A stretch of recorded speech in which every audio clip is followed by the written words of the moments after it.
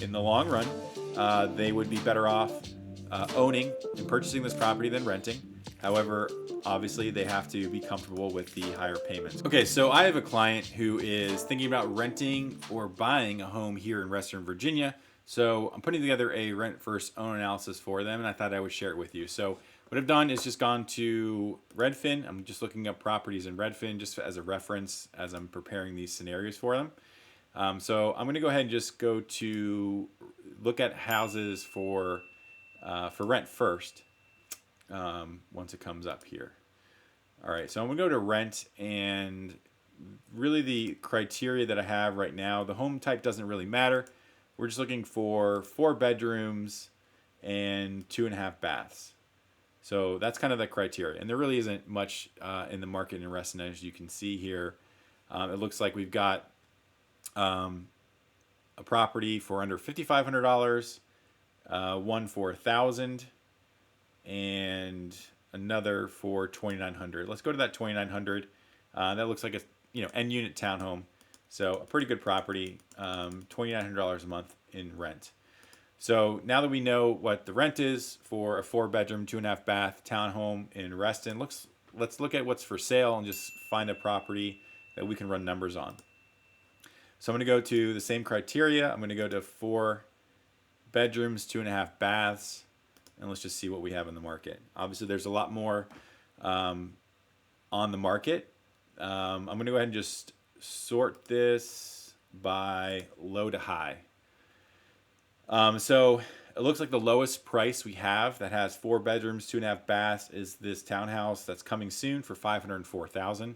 And then there's a leap up to $600,000 for a 4-bed, 3.5 bath. So let's use this property as an example. So what we're going to do is we're going to compare a $2,900 a month rent to purchasing this property for $504,000. So I'm going to go ahead and just put together some numbers for this house so we can do a side-by-side comparison, rent versus buy. Reston, Virginia, March 2024, $2,900 versus $504,000, a townhouse in the 20190 zip code. And if you're new here, my name is Tim Kelly. I'm a loan officer in Northern Virginia, and my goal is to help you manage your mortgage and provide financing for your real estate dreams.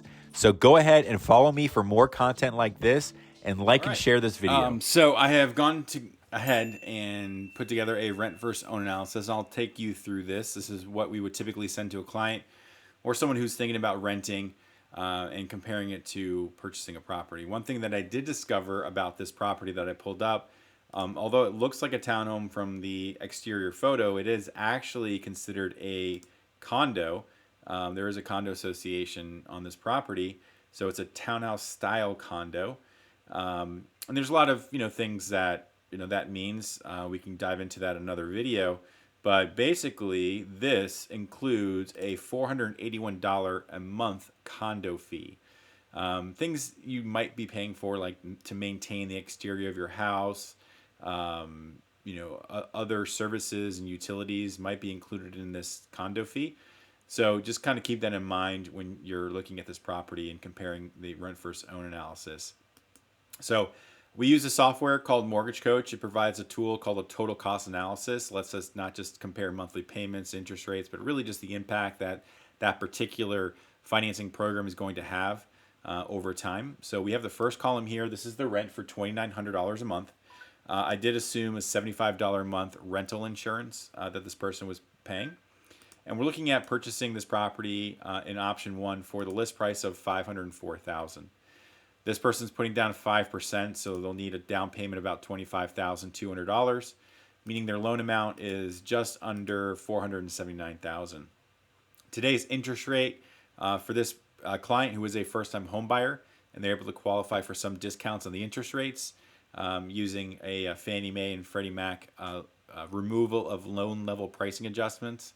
Not to get too into the weeds, but they get a better interest rate than the average today is like 6.8 to 7%. And that is 6.625% with about a half a point that we're collecting at closing. We've got the APR there, factoring in the closing costs, prepaids, and escrows. And this is a 30-year mortgage, so they have 360 payments. The total housing payment, principal and interest to pay back the loan, real estate taxes, homeowners insurance, mortgage insurance, and that $481 a month condo fee would be $4,156. Okay. Each month they're paying $422 towards the principal.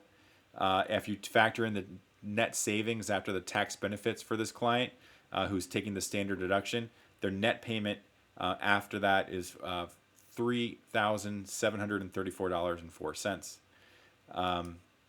So they would need $40,751.80 at closing. Again, that's an estimate right now, just based on some industry averages here in Northern Virginia. But that's going to be, within the infield of the ballpark as far as the cash to close. Again, down payment, closing costs, prepaids, and escrows. So if we look over, I did include a second option because we're starting to see this market here in Northern Virginia, Reston, to be competitive. As you can tell, really, with the lack of properties for sale, there's a lot more buyers than homes on the market right now. So you might have to be really competitive in your offer, not just doing things like removing financing, removing your home inspection contingency, but sometimes you have to go up in the price. So we've seen a lot of clients start right now going up about 50,000, close to 10% above the list price in some cases. And so that's what I've done in this analysis. Same thing as we were doing in the first option. All we did is change the purchase price to $554. If this client really wanted this house, that could be what it takes, and we can come back and visit this what that home sells for. But let's say they go up 50,000 and they made an offer on this property, same financing, 5% down. Obviously, the loan amount is higher. Interest rate's going to be the same, and your cash to close and monthly payment are higher as well, just because you're buying the home for more. So we see the monthly payment go up from $41.56 to $44.77, and then their cash to close goes from $40,751 to $44,245. This compares the net monthly payment, like we talked about. There are some tax benefits to owning a home. If you rent, you don't get those benefits. Still, the housing payment for this property that they're purchasing with today's interest rates is higher. And I know there's a lot of people who are saying date the rate, marry the house. Well, you don't know how long you're going to be dating that rate. So make sure that you've got the cash flow and you can sustain that housing payment, because it could be a few months, it could be a few years before you're able to refinance. And there are cases where sometimes you don't refinance because you no longer qualify, change in jobs, there's many other factors that can impact it. So just make sure you're comfortable with the payment and you can handle that. We've got the rent versus principal paid. So if this person were to continue to rent for 5 years, for 36 months, for 3 years, they would have put $115,000, over $115,000 in their landlord's pocket, versus putting anywhere from $16,773 to $18,437 in their pocket, building equity. Again, this is a fully amortizing loan, so every time they're making a monthly payment, a portion of that payment, in this case $422, $464, is going towards the principal, paying down that loan. So over the course of 3 years, that adds up, okay, and that builds your net worth, not only from paying down your loan, but for the home appreciating. And so if this property appreciates 4% a year, you're looking at your estimated net worth 7 years from now to be significantly higher than it would be if you were to rent. And this person, we assumed, had $50,000 in the bank that they were earning about 4.5% interest on. Again, those can be conservative, and one of the great things about this tool is we can tailor it for a specific client and what they are actually earning in interest and how much they have in the bank. But really, even though we're in this environment where we have higher interest rates and higher home values, if we're seeing 4% appreciation, that is on the entire home. So there's really still a good investment long term. You can see here the substantial difference in the net worth of a homeowner versus a renter, and in this market. Now, a lot of people would ask and say, well, $554,000, that's seems ridiculous. Why would I do that? Again, the market's going to be different, and that's why we'll continue to do these rent first buy analysis each month here in Reston. But we have this great tool, bid over asking tool. So a lot of our clients who are needing to go up in their offer to compete, we have this calculator that gives them an idea of how long it's going to take them to recoup. So what we've done here for this property is we assumed the home is worth what it's listed for, $504,000, and they're going to go up almost 10% to $554,000, and it's going to take them 25 months to recapture that $50,000. And keep that in mind. This 25 months starts today. Sometimes there could be a month before they move into the property. But you can see here the 5-year projected appreciation.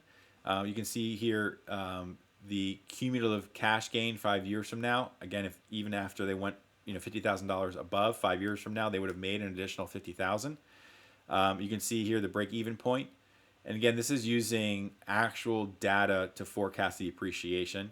You can see here how long it takes, and then again the future appreciation that they're going to realize. So this is a really helpful tool that we like to provide people who are thinking about buying and again need to compete, just to kind of break down what that would mean if they have to go up in price.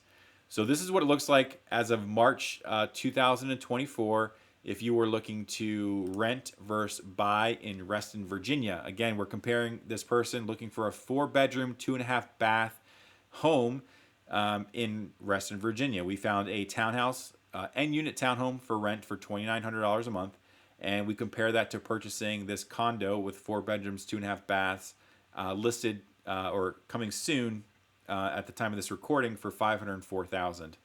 And it looks like in the long run they would be better off owning and purchasing this property than renting.